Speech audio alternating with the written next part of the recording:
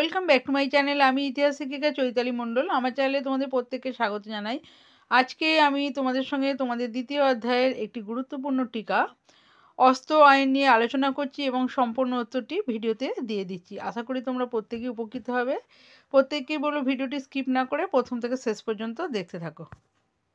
দমনমূলক নীতির জন্য কুখ্যাত হয়ে থাকা লর্ড লিটনের শাসনকালের এক নির্লজ্জ ও নগ্ন দমনমূলক আইন হলো 1878 খ্রিস্টাব্দের অস্ত্র আইন বা আর্মস অ্যাক্ট। এবার আমরা দেখব এই আইন প্রবর্তনের মূল উদ্দেশ্য কী ছিল। অস্ত্র আইন প্রবর্তনের পিছনে লর্ড লিটনের যে উদ্দেশ্যগুলো ছিল সেগুলো দেখে নাও। 1 নম্বর, ভারতে ব্রিটিশ ভারতীয় সাম্রাজ্যকে অধিকতর সুরক্ষিত করা। দ্বিতীয়ত, মহাবিদ্রোহের অনুরূপ কোনো বিদ্রোহ ভবিষ্যতে যাতে না ঘটে তার ব্যবস্থা করা। তৃতীয়ত, ভারতে ব্রিটিশ সাম্রাজ্যের আরও বিস্তার ঘটানো। এবার আমরা দেখে নেব এই আইনের মূল বক্তব্য কী ছিল, তা আইনের মূল কী বলা হয়েছে।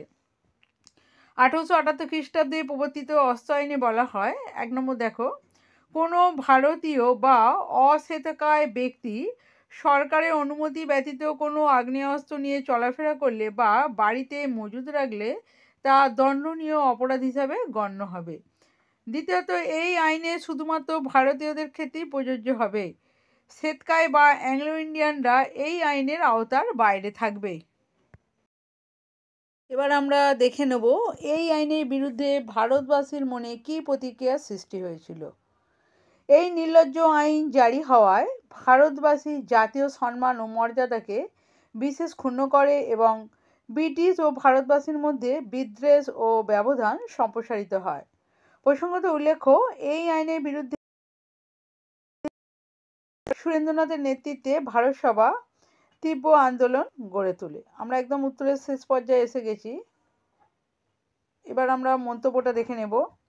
পরিশেষে উল্লেখ্য, লর্ড লিটনের এই নির্লজ্জ নগ্ন সাম্রাজ্যবাদী অস্ত্র আইন প্রবর্তনের ফলে ভারতবাসীর মধ্যে ব্রিটিশ বিরোধী মনোভাব সম্প্রসারিত হয় এবং জাতীয় চেতনা ও জাতীয় ঐক্য বৃদ্ধিপ্রাপ্ত হয়।